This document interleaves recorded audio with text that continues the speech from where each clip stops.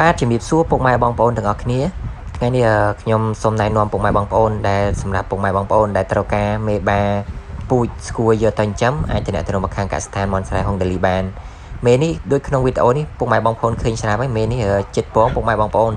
ធ្លាក់ពងមួយហើយមេមននេះអាយុវា4ខែជាង75ខែពុកម៉ែបងប្អូនធ្លាក់ពងមួយហើយចឹងមេនេះវាមាន20មេដែរពុកម៉ែបងប្អូនមេកមុំស្អាតហ្នឹងហើយខ្ពស់ជើងលឿងសាច់លឿងស្អាតចឹងសម្រាប់ពុកម៉ែបងប្អូនដែលត្រូវការមេបាយកទៅចិញ្ចឹមលក្ខណៈគ្រួសារឬក៏លក្ខណៈកសិដ្ឋានអាចទៅទៅមកខាងកសិដ្ឋានមនស្រែហុងដាលីបាន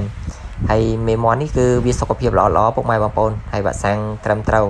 ចឹងសម្រាប់ពុកម៉ែបងប្អូនដែលត្រូវការអាចទៅមកខាងកសិដ្ឋានមនស្រែហុងដាលីបានដែលមានលេខទូរស័ព្ទ096 591 6464និង097 933ដើម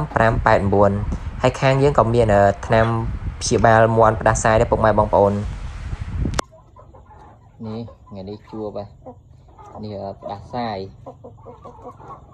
នេះផ្ដាសាយជាទឹកភ្នែកហើមមុខនេះមើលហើយនេះយើងយកថ្នាំយើងមកហើមមុខមកហៀងហើយវាមានហៀទឹកភ្នែកនៅភ្នែករបស់វាហើយយើងថ្នាំយើងបូមមកហើយមេនេះជិត2គីឡូយើងចាក់2សេសេចឹងហើយជាមួយយើងចាក់ពីល្ងាចពេលយប់ជាមួយផឹកដំឡើងចាំយើងមើលទាំងអស់គ្នា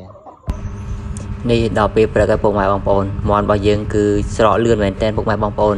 សឹងតែដូចដើមពុកម៉ែបងប្អូនហ្នឹងហើយវាជាលឿនយើងចាក់តាពីល្ងាចមិញពីដល់ពេលព្រលឹមវាជ្រក់ហើយសបោហ្នឹងក៏វាអត់សូវហៀដូចពីល្ងាចដែរអញ្ចឹងយើងបន្តចាក់វាម្ដងទៀតវាជាដាច់ហើយអញ្ចឹងពុកម៉ែបងប្អូនអាចសាកល្បងប្រើបាន